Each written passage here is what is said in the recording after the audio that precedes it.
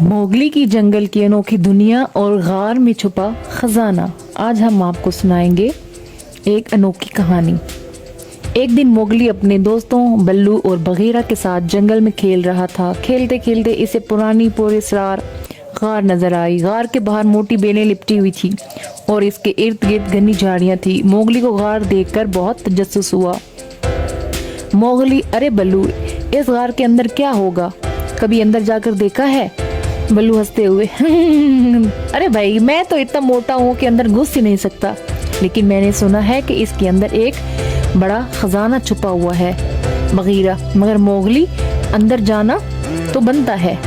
Bagheera ने कहा, Mowgli, अंदर जाना खतरे से खाली नहीं है। मोगली ने थोड़ी देर सोचा और गार में जाने का फैसला किया।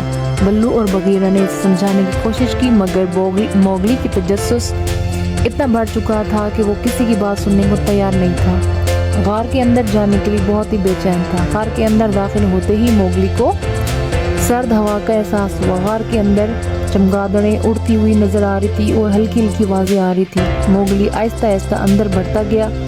तभी इसे एक चमकती हुई चीज दिखाई दी। करीब जाकर मोगली ने देखा कि ये तो सोने का कीमती पत्थर है।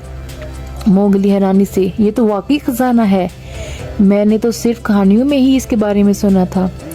तब ही गार के अंदर एक कोने से एक बड़ा सा अजदहा लहराता हुआ नजर आया। मोगली की तरफ आया। वो इस खजाने का मुहाफिज था और किसी को इसे छूने नहीं देता था। अजदहा, तुम कौन हो? इस खजाने को छूने की जुर्रत कैसे की? मोगली डरते हुए, मैं मोगली हूँ। मैंने सुना था कि यहाँ खजाना है तो देखने आया। मैं इसे चोरी करने नहीं आया।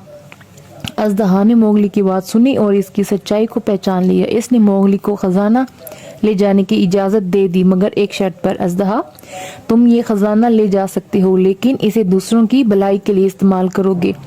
लालच में आकर इसे जाया नहीं करोगे। मोगली सर हिलाते हुए, मैं वादा करता हूँ कि मैं इसे सिर्फ जरूरतमंदों की मदद के लिए इस्तेमाल करूंगा। मोगली ने खजाना लिया और जंगल के तमाम जानवरों की मदद की। इसने जख्मी जानवरों के लिए दवाई का इंतजाम किया, सबके लिए खाने का बंदोबस्त किया और जंगल में सबके लिए जिंदगी को बेहतर बनाया। इस तरह मोगली ने अपनी बहादुरी, ईमानदारी और अक्लमंदी से जंगल के सब जानवरों का दिल जीत लिया।